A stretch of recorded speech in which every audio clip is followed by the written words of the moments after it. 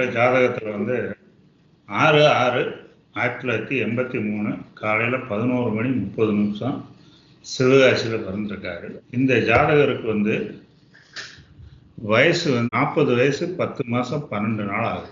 இன்னும் ஜாதகருக்கு திருமணமே ஆகவில்லை. சிம்ம லக்னம், மீன ராசி, ரேவதி நட்சத்திரத்தில் பிறந்திருக்காரு. இவர் பிறக்கும்போது புதன் திசையில் பிறந்திருக்காரு. புதன் திசை 21/2/1998 முடிஞ்சிருச்சு. கேது திசை 21/2/2005 முடிஞ்சிச்சு. இப்ப சுக்கிர திசை நடந்துகிட்டு இருக்கு. சுக்கிர திசையில கடைசி புத்தி கேது புத்தி நடக்குது. முதல்ல பாவ கொடுப்பினையை பார்ப்போம். 7ஆம் பாவ புத்திநாதன் ராகு, செவ்வாய் நட்சத்திரம், புதன் உபநட்சத்திரத்துல இருக்காரு. செவ்வாய் பாவ புத்திநாதனா வரல, புதனும் பாவ புத்திநாதனா வரல. புதன் 9ல இருக்காரு, செவ்வாய் 10ல இருக்காரு. இப்ப கொடுப்பினை 9 விருத்தி செய்யுது. 9ஆம் பாவத்திற்கு 2ஆம் பாவம் 10ஆம் பாவத்தை காட்டு. இங்க 7ஆம் பாவத்தை மறுக்கவில்லை. ஓகேவா? கொடுப்பினை இருக்கு. கொடுப்பினை நல்லா இருக்கு. இப்ப அப்படியே தசாபுத்திக்கு வருவோம். இப்ப 21/2/2005 இருந்து இந்த ஜாதகருக்கு சுக்கிர தசை நடக்குது. சுக்கிரன் இங்க ஜாதகருக்கு பாவ புத்திநாதனா 2, 4, 6, 8, 12ஆம் பாவ புத்திநாதனா வருது. இப்ப கேள்வியோ 7ஆம் பாவத்தை பற்றியது, திருமணத்தை பற்றிய கேள்வி. 7ஆம் பாவத்திற்கு வெறும் 12ஆம் பாவம் மட்டும் இயங்குச்சுன்னா இது பக்க விளைவை மட்டும்தான் தரும். இங்க 4, 6 சேர்ந்து வேலை செய்யறதுனால இரட்டை பக்க விளைவு அப்படின்னு சொல்லுவாங்க. பாஸ்கராஜ் வருடத்துல இதுக்கு பேர் இரட்டை பக்க விளைவு. இதோட இந்த 6ம் 8 சேர்ந்து வேலை செய்யறதுனால இது முக்கூட்டு பக்க விளைவுன்னு அர்த்தம். முக்கூட்டு பக்க விளைவுனா என்ன அப்படின்னா, 5ஆம் பாவம் காதல் திருமணத்தையும் மறுக்குது, 7ஆம் பாவம் பிக்சட் மேரேஜையும் மறுக்குது, 9ஆம் பாவம் செகண்ட் மேரேஜையும் மறுக்குது. அது இந்த 3 பாவத்தையுமே மறுக்கிறதுனாலதான் இதுக்கு பேர் முக்கூட்டு பக்க விளைவு அப்படின்னு பாஸ்கராஜ் இடத்துல சொல்லுவோம். இது கேள்விக்குரிய பாவம் 7ஆம் பாவமா அமைஞ்சிருக்கிறதுனால ஒரு பாவத்திற்கு 2, 8, 12ஆம் பாவம் வேலை செஞ்சுன்னா அந்த பாவத்தை ஸ்தம்பிக்க செய்துவிடும். இந்த 2, 4, 6, 8, 12 பாவத்துல 7ஆம் வீட்டிற்கு 2ஆம் பாவம் 8ஆம் பாவம், 7ஆம் வீட்டிற்கு 8ஆம் பாவம் 2ஆம் பாவமா அமையுது, 7ஆம் வீட்டிற்கு 12ஆம் பாவம் 6ஆம் பாவம் அமையுது. அதனால இவருக்கு திருமணம் என்ற பேச்சுவார்த்தையை எடுத்தாலே அங்க கதை ஆக மாட்டேங்குதுமே. ஒரு திசை தடுத்து விட்டதால், இங்க முக்கூட்டு பக்க விளைவு அமைந்து விட்டதாலும் இங்கு 7ஆம் பாவத்தை தசாநாதன் முற்றிலும் மறுத்து விட்டார். ஆகையால் இந்த சுக்கிர தசையில் இவருக்கு திருமணம், காதல் திருமணம் என்பதும் இல்லை, பிக்சட் மேரேஜ்ங்கிறதும் இல்லை, செகண்ட் மேரேஜ்ங்கிற பாசிபிலிட்டியும் இல்லை.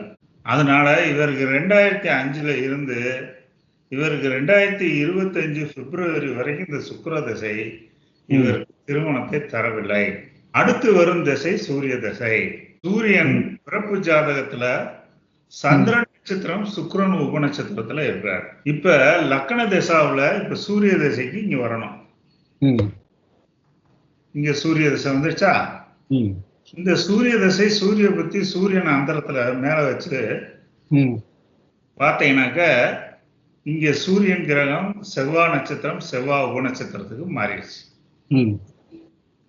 பிறக்கும்போது சூரியன் சந்திர நட்சத்திரம், சுக்கிரன் உபநட்சத்திரத்துல இருந்தாரு. இந்த 9 நாள் கோச்சாரம் லக்ன தசாவுல சூரியன் செவ்வாய் நட்சத்திரம், செவ்வாய் உபநட்சத்திரத்துக்கு மாறிடுறாரு. இதை மேலும் விவரங்களுக்கு லக்ன தசாவுல இதுல போய் கிளிக் பண்ணீங்கன்னா இங்க பாவஸ்குடம் எல்லாமே மாறிடும். இங்க பாருங்க, சூரியன் செவ்வாய் நட்சத்திரம், செவ்வாய் உபநட்சத்திரம், சந்திரன் உப நட்சத்திரத்துல இருக்காரு. இங்க சூரியன் என்ற நட்சத்திரமும் உப நட்சத்திரமும் ஒரே கிரகமா இருக்கிறதுனால இங்கே உப நட்சத்திரத்தை நீங்க எடுக்கணும். இங்க நட்சத்திரம் வேறு உப நட்சத்திரம் வேறாக வந்தால் இங்க உப நட்சத்திரத்துக்கு போகக்கூடாது. நட்சத்திரமும் உப நட்சத்திரமும் ஒரே கிரகமாக இருக்கிறதுனால இவருக்கு உப நட்சத்திரத்தை இங்க எடுக்க வேண்டிய நிர்பந்தத்துக்கு வர்றான். இப்ப இந்த சூரிய தசை சூரியன் பாவ புத்தினாதனா எதுக்கும் அமையல. சூரியன் நின்ற நட்சத்திரம் செவ்வாய் பாவ புத்தினாதனா எதுக்கும் அமையல. சூரியன் என்ற உப நட்சத்திரம் சந்திரன் 10ஆம் பாவத்துக்கு புத்திநாதனா அமைஞ்சிருக்காரு.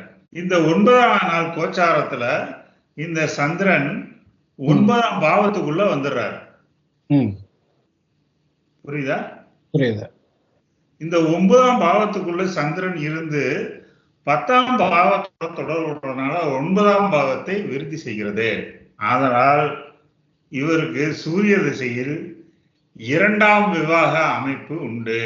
இப்ப சூரிய தசை இடம் கொடுத்ததுனால இதுக்குள்ள புத்தி அந்தரங்கள் வேலை செய்யும். திருமணம் என்பது ஒரு புத்தியை சார்ந்ததும் கிடையாது, தசையை சார்ந்ததும் கிடையாது, ஒரு அந்தரத்தை சார்ந்தது. திருமணம் ஒரு வரன் பார்த்து பேசி முடிக்கிறதுக்கு ஒரு 3 மாசத்துல இருந்து 6 மாசத்துக்குள்ளதான் ஒரு நிகழ்வு நடக்கும். ஆமா. அப்படி நடக்கிறதுனால திருமணம் என்ற விஷயத்திற்கு அந்தரத்தை முக்கியத்துவம் கொடுத்து எடுக்கணும். திசையும் புத்தியும் தடையாக இருக்கக்கூடாது. திசையும் புத்தியும் தடையா இல்லை அப்படின்னா இங்க அந்தரத்தை எடுத்து நீங்க திருமணத்துக்கு கொடுத்தீங்கன்னா இவருக்கு மேரேஜ் நடக்கும். இப்ப எந்தெந்த கிரகங்கள் திருமணத்தை தரும்? இங்க 9ஆம் பாவ புத்திநாதன் சனி ஆயிட்டார். 8ஆம் பாவ புத்திநாதன் சனி ஆயிடுச்சு. அப்ப இவருக்கு 5, 9ங்கிற பாவம் இங்க சூரிய திசையில் மறுக்கப்படவில்லை. இங்க 9ஆம் பாவம் ஆட்டோமேட்டிக்கா வேலை செய்யும் போது 5க்கு இது 5ஆம் வீடு தானே. ஆமா. அப்ப 5க்கு சாதகமாவே இந்த திசை காட்டியிருக்கு. புரியுதா? புரியுது. அப்ப இவருக்கு சனியோட நட்சத்திரத்துல குரு இருக்கிறாரு, சனியோடைய நட்சத்திரத்துல சுக்கிரன் இருக்கிறாரு, சனி உப நட்சத்திரத்துல எந்த கிரகமும் இல்லை.